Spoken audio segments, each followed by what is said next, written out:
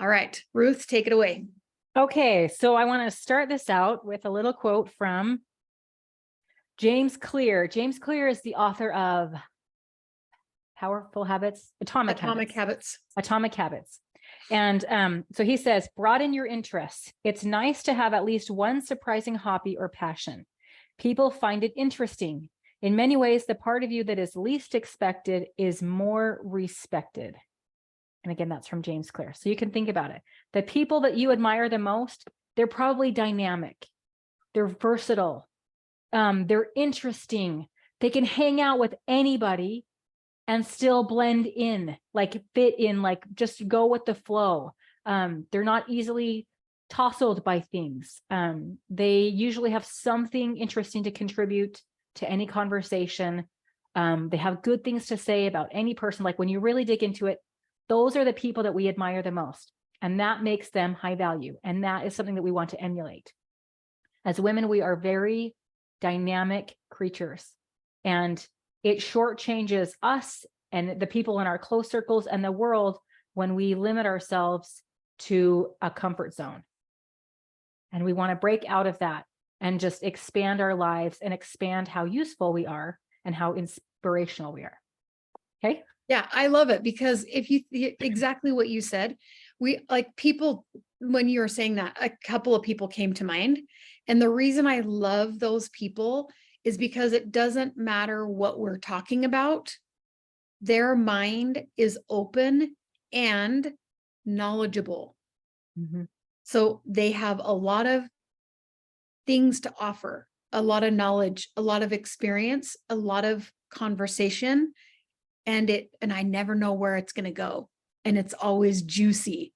Like I always am like, I love talking to that person. I learn something every time I do. And I find that I want to be one of those people. I want to be like that.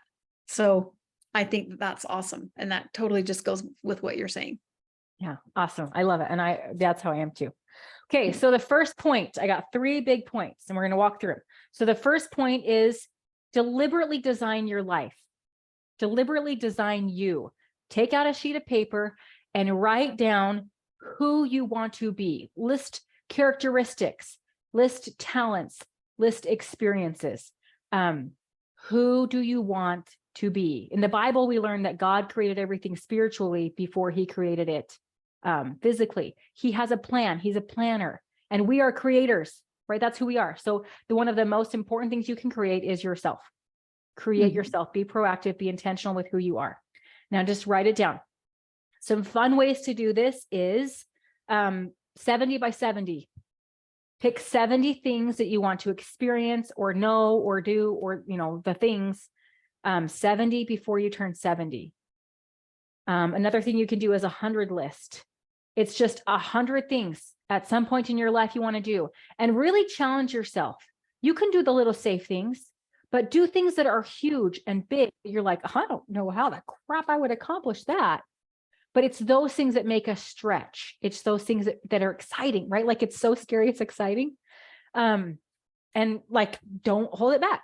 But what the rule with the 100 list specifically, like around this one, is once it goes on the list, you cannot take it off. So be very thoughtful about what it is that you want. We live in America in 2023. Like, I don't know that there's much that we can't do.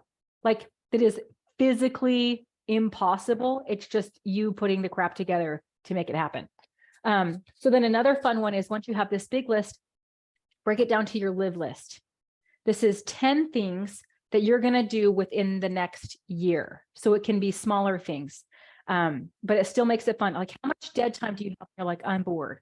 So then you pull out Facebook and you just scroll mindlessly. You're not actually connecting with anybody. You're just, scrolling and comparing and woe is me and letting your life just pass you by. Instead of doing that, go to your live list.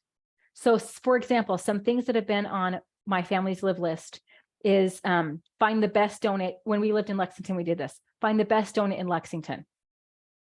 So we would try all the donut shops and we would get some of the same and then some different, so we could compare, like, who had the best glazed donut, who had the best apple strudel or whatever, who had the best sour cream donut. And then we would know. And it was just something fun that we did together. Here in Boise, you know, it's the cool thing to float down the Boise River. So that's on our live list.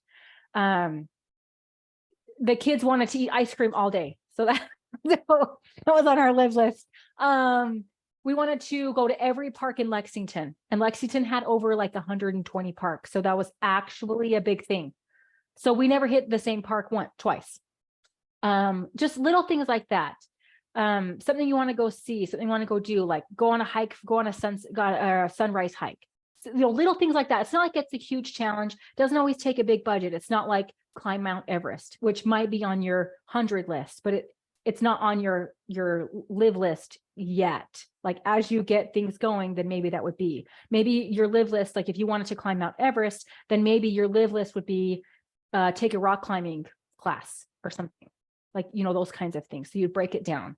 So you have your big plan, and then your live list is exciting things that would either just random things to try, or they start to get you toward the big things. Like on my design life is I want to know how to play the violin, but I got to get violin lessons on my list, right? So those kinds of things. If you are in a place in your life, I know this because I've been here and it's crappy. If you have this piece of paper and you're like, I honestly don't know anything that I would like to do. Like you're just in this funk and you're just like, everything just feels impossible. A resource that I love that was really helpful for me is called The Artist's Way. It's a book. It's like it's a course for creators that you just read through it, and she gives you homework assignments. It's so good. Just do it. It's even fun. And I was like, I'm not creative. I'm not a creator. I'm not an artist. But one of my homework assignments, like what I did for my homework assignment, was pull out an Excel sheet and start to amortize my mortgage. Like that was fun for me, but that's how dorky I am. But it was so fun. It got me out of like laundry and diapers and nursing and like all the mundane things that you get in, you know, when your life gets mundane. And some people are like, I would love to change a diaper, and I would love, but we all get it. And we look at our life, and because we have it and it's our everyday, it starts to become boring to us, and we start to be like ungrateful for it. And we start to just like shut ourselves off, because trying new things is effort and we just don't feel like we have energy.